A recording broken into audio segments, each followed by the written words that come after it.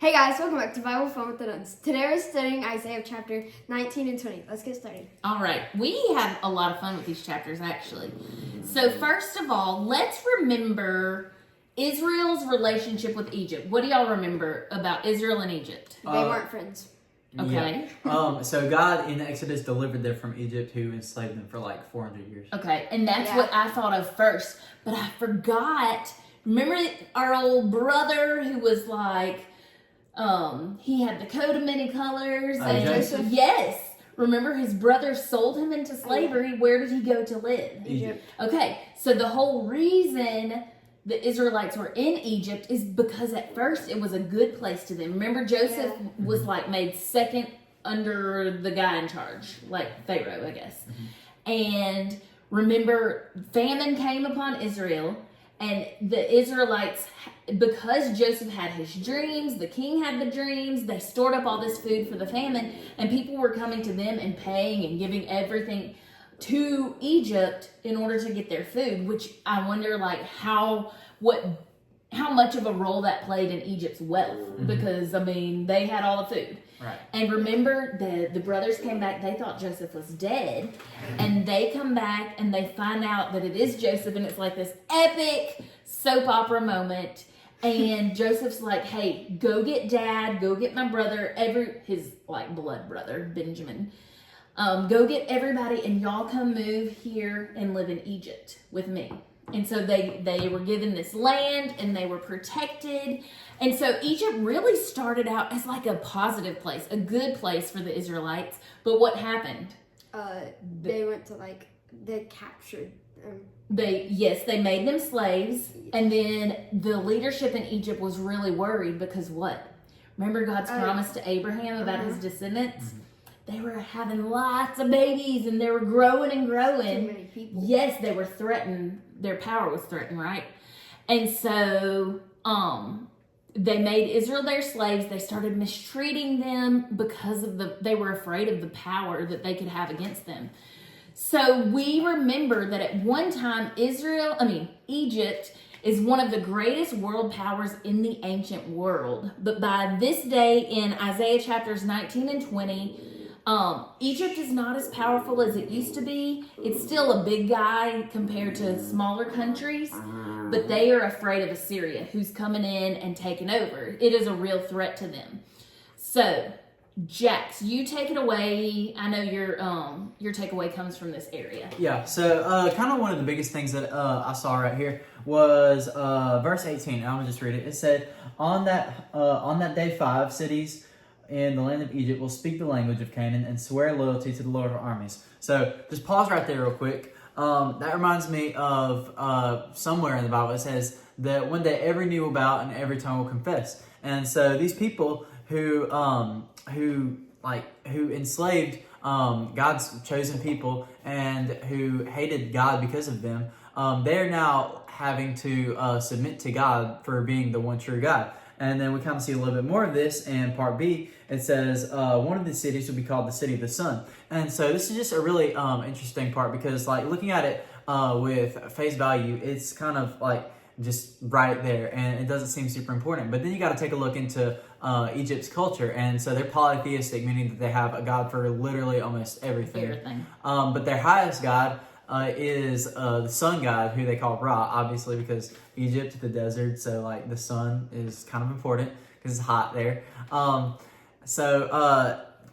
Even in the City of the Sun, we see God's power, and these people are submitting to the one true God. And so we see God is not only a God over the people, but he's also a God over the things and the idols that we worship, and he's the God of everything. That's exactly right. So how did they get to this point here in verse 18 in chapter 19 is in order for every knee to bow and every tongue to confess who the real one true God is, they must be humbled. And so that's what 19 and 20 are about. It is judgment. So for Egypt, in its heyday, at their peak, Egypt was a huge power. They were renowned for their knowledge. To this day, there are remnants of if we were to travel there, you would see pyramids, you would see the Sphinx. What else is over there? I think of Despicable Me because I haven't been there. I've been to Israel and we just hadn't made that little extra journey over to Egypt. but they're renowned at one time. And it's like God takes the very things that Egypt was prideful over, and he uses those things to humble them. So chapter 19 tells us that God confuses their wisdom. They're supposed to be really wise. He oppresses them like they oppress others, and he's going to turn them against each other. The way that he defeats them is they fight each other, which there are a few battles in the Bible like that, like the same team turns against each other and they end up defeating themselves.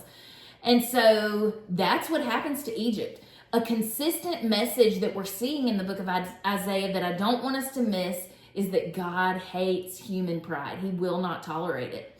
Chapter 20, an itty bitty chapter, it tells us that not only is this judgment on Egypt, but it's also a warning for Judah, his own people, or any other small nation who is afraid of Assyria, not to run to Egypt for protection and for help. It was a common thing for smaller nations to run to bigger powers to protect them. Sometimes they would pay tribute to these countries, one, so that very country wouldn't attack them, and also for protection from other big countries.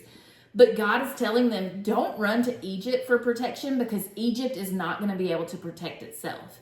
So while these two chapters speak this judgment over Egypt, it's important that we don't miss God's grace in these chapters.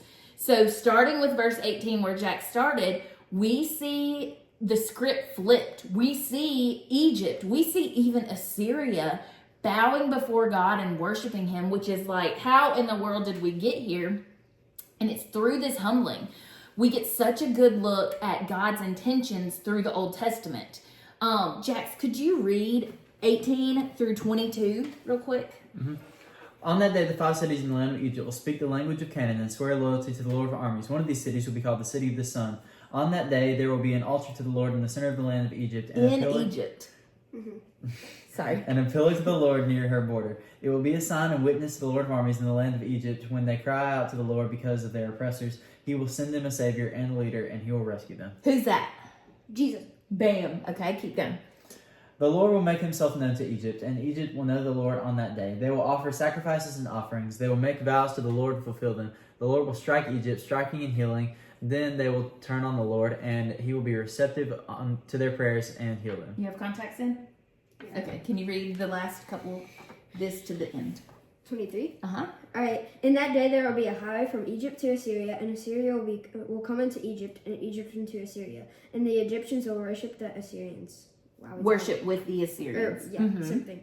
In that day, Israel will be the third. With Egypt and Assyria, blessing the midst of the earth, whom the Lord of hosts has blessed, saying, "Blessed." Okay, continue. Blessed be Egypt, my people, Orville, and Assyria, the work of my hands, and Israel, my inheritance. Do you hear how God is talking about these people who did not worship him? They've completely changed. But what we see here is a look at God's intentions through the Old Testament. Yes, God is a just God. He is exercising judgment on these evil nations. But these verses clearly show God's heart for his people. Even when it seems that the world is completely evil and there's no hope, God shows us there's always hope. Even when Egypt, who has no cares for Yahweh, God still loves them and he desires a relationship with them. I cannot get over God's character. It reminds me about the verse that says, while we were still sinners, Christ died for us. Egypt did not deserve salvation. Guess what though? I did not deserve salvation. I have not stopped sinning, even though I don't want to, and I try not to. Even still being a sinner, Christ chose to die for me. God's judgments on Egypt had the ultimate purpose of calling his chosen people among the Egyptians to saving faith in him. So I told y'all I was reading the book of the prophet Ezekiel, and I finished it, But God uses Ezekiel to give a similar message to all the nations also. And a phrase that's repeated all throughout the book, and y'all should remember this because I think we read this last year in our church plan. It said, "Then they will know that I am the Lord." And it's repeated so many times you can't miss it. You have to remember it. But it's so important for us to realize, yes, there's so much judgment in the book of Isaiah. You can get bogged down if you forget the point. And the point is that God's plan for all, even his enemies, is salvation. He desires them to have a relationship with him. But it's just up to every individual as to whether they accept God's saving grace or not. So these chapters today are a great reminder to me that no matter how bleak things look around me, no matter how far gone the world seems to be, God sent his son to die for all of us sinners. God always has grace and hope up his sleeve. Y'all have any more takeaways? Nope. All right. Thank you guys for joining us today. Jackson and I did the correct chapter this time. And we'll see y'all Monday. Bye. Bye.